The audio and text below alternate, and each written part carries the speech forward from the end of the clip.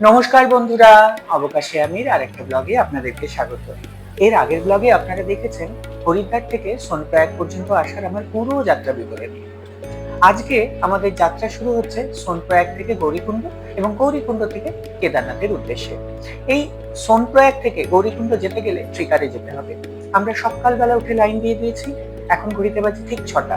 ইচ্ছে ছিল আরেকটু আগে লাইন দেওয়ার, কিন্তু রাতের ঘুমের পরে আর সকালবেলায় অত তাড়াতাড়ি উঠে লাইন দেওয়ার মতো শারীরিক এবং মানসিক কোনো পরিস্থিতি ছিল না, তাই জন্য একটু দেরি হয়ে গেল। কিন্তু কি করা যাবে, এই দেরিটা যত আমরা এখানে করব তত উপরে পৌঁছতে দেরি হবে, সেটাই মেনে নিয়েছি। আমরা সবাই লাইনে দাঁড়িয়ে পড়েছি। এইখান থেকে আমাদের ট্রেকার ধরতে হবে 5 কিলোমিটার গৌরীকুণ্ড। গৌরীকুণ্ড থেকে আমাদের হাঁটা শুরু হবে। চলুন এবার আমরা আস্তে আস্তে এগিয়ে যাই।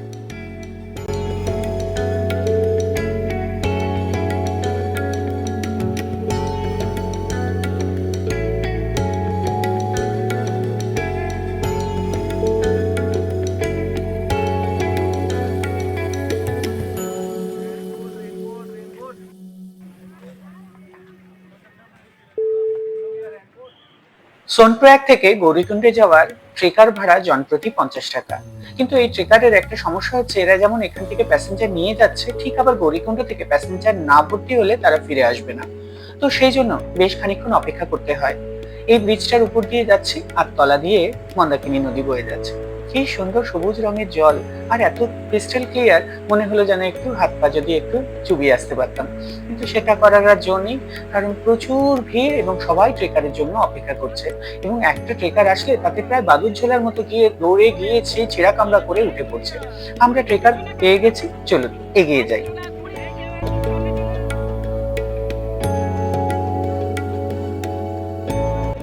রাস্তায় গাড়ির জ্যাম থাকার দরুন আমাদের প্রায় 2.5 কিলোমিটার আগে ট্রেকার নামিয়ে দিল গৌরীকুণ্ডে। এবং স্ট্যান্ডটাও যে খুব একটা কাছে তা নয়, এখান থেকে না পিঠু পাওয়া যায়, যারা পিঠে করে মানুষ বয়ে নিয়ে যায়। দাম দর করে নিতে হয়, ওরা দাম মোটামুটি 5,000 6,000 বলে, সেটা যার যার ক্যাপাসিটি অনুযায়ী দাম দর করে আপনারা এখান থেকে পিঠু পেয়ে যেতে পারেন। তো এই 2.5 কিলোমিটার আমাদের হাঁটতে হবে। সকালবেলা থেকে চা টা কিছু খাওয়া হয়নি, তাই ভাবছি একটু কোথাও চা খেয়ে নিই। চলুন এগিয়ে যাই আর কি।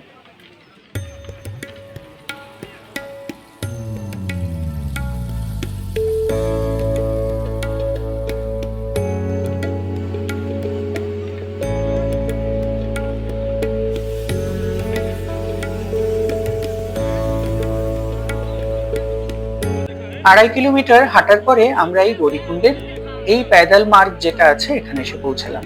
কিন্তু এটা একটা ছোট্ট বাজার মতো, এখানে হোটেল টোটেল সবকিছুই আছে, থাকার জায়গা খাওয়ার জায়গা সবকিছু আছে, অনেক দোকানপাটও আছে। কিন্তু এই মার্কেটের ভেতর দিয়ে আমাদেরকে হেঁটে যেতে হবে, আর এই জায়গাটা এত কনজাস্টেড, লোক যেমন যাচ্ছে তেমনি উল্টো দিক থেকে লোক আসছেও, তাই জন্য এত ভিড় ঠেলা ঠেলি, তো খুব অস্বস্তি হয়েছিল এই জায়গাটা দিয়ে উঠতে। কিন্তু কি করব, অগত্যাই আমরাও ঠেলে গুটেই উঠলাম। কখনো কারুর পায়ের তলা দিয়ে ঢুকেছি, কখনো কারুর মাথার উপর দিয়ে ঠেলে গুটে এগিয়ে গেছি। দোকানগুলো ছোট ছোট এবং দামটা একটু বেশি, কারণ পাহাড়ের এখানে জিনিসপত্র তো অনেকটাই ক্যারিং কস্ট লাগে, সেই জন্য দামগুলো বেশি।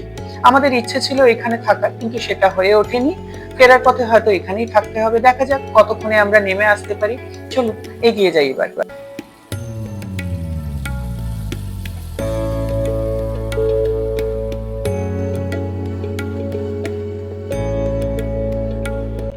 গৌরীকুণ্ডের মার্কেটটা পেরিয়ে আসলেই এখান থেকে পাওয়া যায় ঘোড়া। আর ঘোড়া শুরু হয়ে যাওয়া মানেই তো এবার বুঝতে পারছেন রাস্তাঘাটের কি অবস্থা হবে। দেখাচ্ছি, এই দেখুন, ঘোড়ায় সকালবেলা আমরা হেঁটে উঠছি, অলরেডি এখানে ঘোড়ার বিষ্ঠাতে একেবারে ভর্তি। এত ঘোড়া পায়খানা করেছে যে তার উপরে জল পড়ে মানুষের হাঁটা যেন নাজেহাল। আর উল্টো দিকেও এরকম রাশি রাশি ঘোড়া না দৌড়ে দৌড়ে নেমে আসে, খুব ভয়ঙ্কর। মানে নিজেদের যদি সামলে না আমরা এগিয়ে যাই, হয় ঘোড়ার গুয়ে পিছলে পড়বো, আর না হলে ঘোড়া একেবারে গাড়ির উপর দিয়ে ধাক্কা মেরে চলে যাবে। আর এটাই হচ্ছে গৌরীকুণ্ড থেকে কেদারনাথ যাওয়ার তোরণ, এখান থেকেই হাঁটাটা শুরু হচ্ছে এনারা বলেন, কিন্তু আমরা তো সেই প্রায় 2.5 কিলোমিটার আগে থেকেই হাঁটা শুরু করেছি। চলুন আস্তে আস্তে এবার এগাই, কারণ এখান থেকেই আমাদের পুরোটাই হাঁটতে হবে একদম বেস ক্যাম্প পর্যন্ত।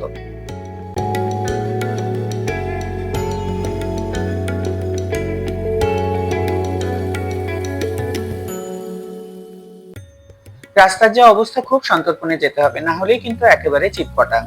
এখনো অনেক পথ যেতে হবে। সবে মাত্র 3 কিলোমিটার আমরা ক্রস করে এলাম, এখনো 15 কিলোমিটার কেদারনাথ। একটু একটু করে উঠছি আর হাঁপিয়ে যাচ্ছি, কারণ আমাদের তো ঠিক পাহাড়ে ওঠা এইভাবে অভ্যস্ত নয়। তো সেই পাহাড়ের একটু সৌন্দর্য দেখছি, হাঁটছি, এইভাবেই এগোচ্ছি, আবার গিয়ে বসে পড়ছি। আর এই উঠতে গেলে প্রথমে ভেবেছিলাম যে এদিকে খুব ঠান্ডা, জ্যাকেট প্যাকেট পরতে হবে। কোথায় জ্যাকেট পরতে হবে, ঘেমে নিয়ে অস্থির। জ্যাকেট ওই যে কোমরে বেঁধে নিয়েছি, নিয়ে আমরা এগিয়ে যাচ্ছি, ঘেমে নিয়ে অস্থির হয়ে যাচ্ছি। আর কি, চলুন এগোই আর কি।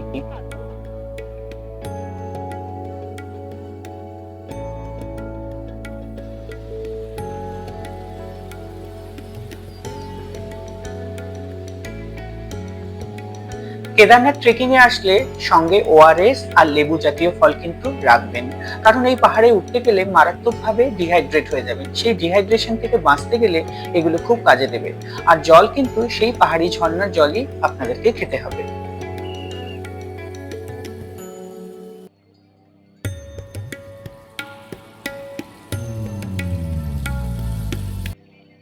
অর্ধেক রাস্তায় এসেছি, প্রায় 6 কিলোমিটার। এখন আরও 6 কিলোমিটার এগোতে হবে। এই হচ্ছে কেদারনাথের অর্ধেক রাস্তার দৃশ্য।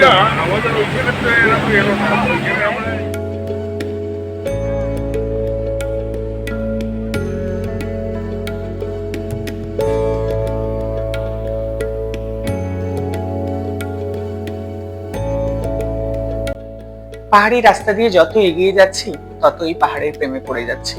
আর পড়াটাই তো স্বাভাবিক, এত অপরূপ প্রকৃতি, সেটাই পাহাড়ে না আসলে হয়তো আমি অনুমানই করতে পারতাম না। আর তার সঙ্গে ছোট ছোট এই যে ঝর্ণাগুলো পড়ছে রাস্তায়, সেগুলো কি সুন্দর, যেন চোখ ফেরানো যায় না। এটা হচ্ছে ধৌলিগঙ্গা, উপর থেকে নেমে আসছে। এই ধৌলিগঙ্গায় নিচে গিয়ে আবার অলকনন্দার সঙ্গে মিশছে।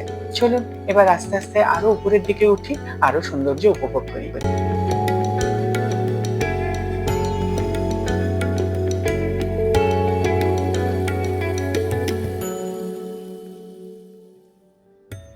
এখান থেকে দুটো রাস্তা ভাগ হয়ে যাচ্ছে, একটা যারা হেঁটে যাচ্ছে তাদের জন্য, আরেকটা যারা পিঠু, পালকি এবং ঘোড়ায় করে যাচ্ছে তাদের জন্য। এই দুটো রাস্তা বেশ অনেকটা আলাদা আলাদা ভাবেই এগিয়ে গেছে। তারপরে গিয়ে দুটো রাস্তা আবার এক জায়গায় মিশে গেছে, সেখান থেকে আবার সবাই একসঙ্গে এগিয়ে যাবে। চলুন আমরাও সেই যারা হেঁটে যাচ্ছে সেই রাস্তাটা দিয়ে এগিয়ে যাই। যতক্ষণ না ওই পালকি, পিঠু আর ঘোড়ার রাস্তাটা মিট হচ্ছে, ততক্ষণে একটু শান্তি করে এগোই। তারপরে তো আবার সেই ওদের উপদ্রব এবং অশান্তি এই ভোগ করতে করতে এগিয়ে যেতে হবে। চলুন যাই।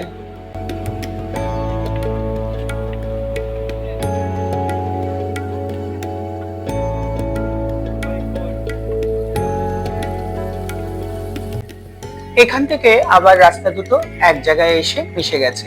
আবার সেই ঘোড়া আর পিঠু আর পালকি এই সব একই রাস্তা দিয়েই যাবে এবং আমাদেরকেও যেতে হবে।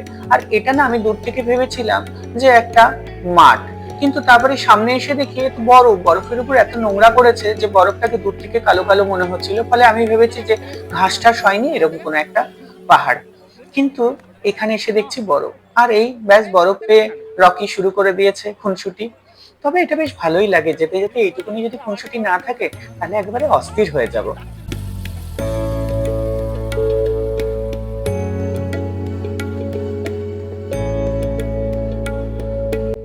এই পাহাড়টা দেখতে অনেকটা কৈলাস পর্বতের মতো, তাই আমি দূর থেকে একটু ছবিটা নিলাম। এত সুন্দর লাগছিল যে বলার কথা না। এবং রাস্তা প্রায় অনেকটাই মেরে এনেছি, আর বেশি রাস্তা নেই, প্রায় 3 কিলোমিটারের মতো আর রাস্তা আছে। এই 3 কিলোমিটার রাস্তা মেরে নিতে পারলেই মোটামুটি আজকের যাত্রা আমাদের শেষ হবে। চলুন এগাই।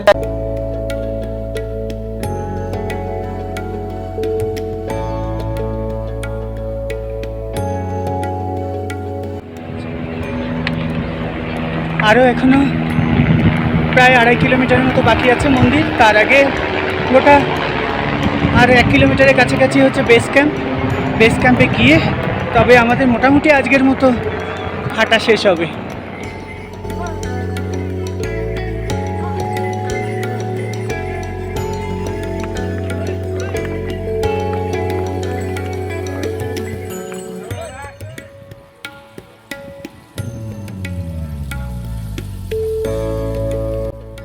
এই নৈসর্গিক সৌন্দর্য আমরা যে এতটা কষ্ট করে উপরে এসেছি সেগুলোকে সার্থক করে তোলে। আমাদের যাত্রাপথের আমরা প্রায় শেষ পর্যায়ে। আমরা যেখানে রাত্রি যাপন করব সেটা হচ্ছে নন্দী কমপ্লেক্স। এই নন্দী কমপ্লেক্স অনলাইনে বুক করা যায়। এখানে দু ধরনের থাকার ব্যবস্থা আছে, একটা হচ্ছে টেন্ট আর একটা হচ্ছে হাট। টেন্টের ভাড়াটা একটু কম, হাটের ভাড়াগুলো একটু বেশি। এর সঙ্গে আমাদের থাকে সকালের ব্রেকফাস্ট এবং রাতের ডিনারটা হচ্ছে কমপ্লিমেন্টারি। এই যে ডিনার কুপন একটা করে দিয়ে দেবে আপনাদেরকে, এগুলো নিয়েই ডিনারের টেবিলে যেতে হবে, ওখান থেকে ডিনার পাওয়া যাবে। আর এটা হচ্ছে আমাদের যে টেন্ট আছে, সেই টেন্ট 10টা করে বেড আছে, 10টা করে বেড এবং একটি করে স্লিপিং ব্যাগ। আর এগুলো হচ্ছে সব আপনাদের হাট। এই হাটে বেশ একতলা, দোতলা, তিনতলা করে খাট আছে, সেই খাটে থাকা যাবে। চলুন এবার আস্তে আস্তে গিয়ে একটু রেস্ট নিয়ে ইভিনিং এর দিকে একটু ইচ্ছে আছে মন্দিরে যাওয়ার।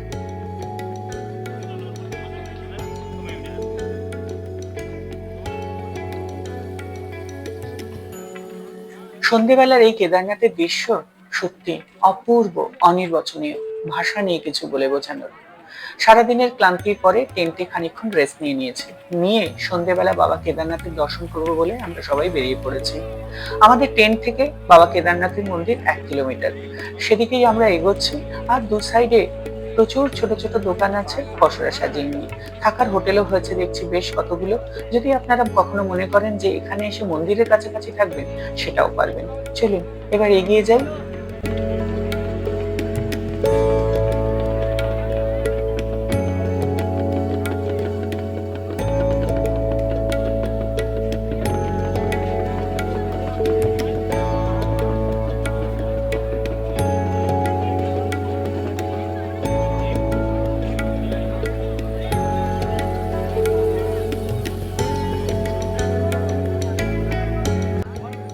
আমি একদম বাবা কেদারনাথ মন্দিরের সামনে চলে এসেছি।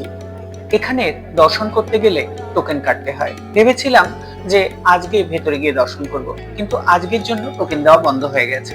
তাই অগত্যাই আগামীকালের সকালের টোকেন কেটে নিলাম এবং সকালবেলা আর্লি মর্নিং এসে লাইন দিতে হবে, কারণ এখানে নাকি দর্শন করতে গেলে 7 থেকে 8 ঘন্টা সময় লাগে। তো সেই জন্য সকালবেলা যদি না এসে দাঁড়াই, তাহলে কিন্তু আমরা এই দর্শন সেরে আবার আমাদের আগামীকাল নামতে হবে নিচে, তো সেটা করে উঠতে পারবো না।